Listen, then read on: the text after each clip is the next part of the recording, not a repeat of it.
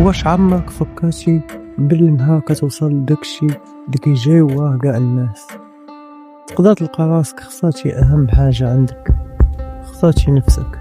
congratulation، راك ربحتي the race او سباق الفئران. ولكن واش بصح هذه هي الجائزة اللي كنت باغي؟ كلشي دابا ولا كيهضر على the race، كلشي كيعطي نصائح من الفوق كيفاش تخرج منه، ولكن القليل اللي غيقول لك الحقيقة. هاد السجن ماشي قضبان من حديد، هو قضبان من عادات، خوف، ديون، خانقينك. هاد السباق اللي كيهدك جسديا هو كيمحي ليك الهوية ديالك، حتى كتولي مجرد رقم في السيستم ما كيرحمش. تخيل معايا الاثنين صباح البارح كتطفي الصونيت ديال الالارم وانت كتحس بقلبك ثقيل، كتمشي لواحد الخدمة كتاكل ليك نفسك وسط ناس كيهضروا غير على المظاهر، وكترجع للدار ميت مسخسخ عيان غير باش تعاود نفس الفيلم غدا. هاد الدوامة هي سجن الفئران. أصعب شعور هو فاش كتشوف العمر كيهاب وانت جالس في لاصال داطونت كتسنى شي حاجة زوينة اللي للأسف ما غتجيش بوحدها. الهروب من هذا الطريق تبع معايا مزيان.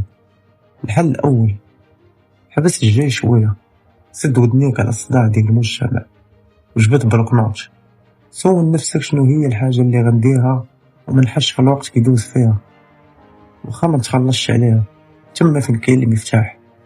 الحل الثاني، متلوحش راسك من الطيارة بلا باراجيت، ابني أولا مخرج طوارئ، منصة ديال العشية كل ساعة كتعطيها لحلمك الخاص هي درجة في السلوم اللي غيخرجك من هذا القفص.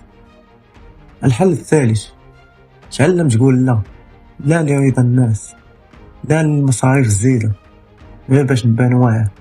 نهار كتقول لا داكشي اللي ما كيبانش ليك كتقول أكبر نعم لحريتك.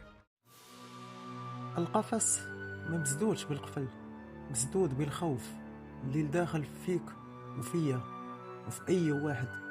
واليوم غنديسيديو نوقفوا هذا السباق بدون معنى، غنكتشفوا باللي كنا ديما أحرار، كان خاصنا غير نتيقوا باللي كنستحقوا أكثر. إلا تبعتي الفيديو حتى لهنا، هنا كنحاولوا نبنيو عقلية 1% اللي غتخلينا نخرجوا من هذا السجن. إلا كنتي واحد منا دير فولو وخلينا نطلعوا هذا المستوى مجموعين، بارطاجي الفيديو اللي محتاج هذا الدفاع. كان معكم ما ينتساش بالدارجة. تهلا.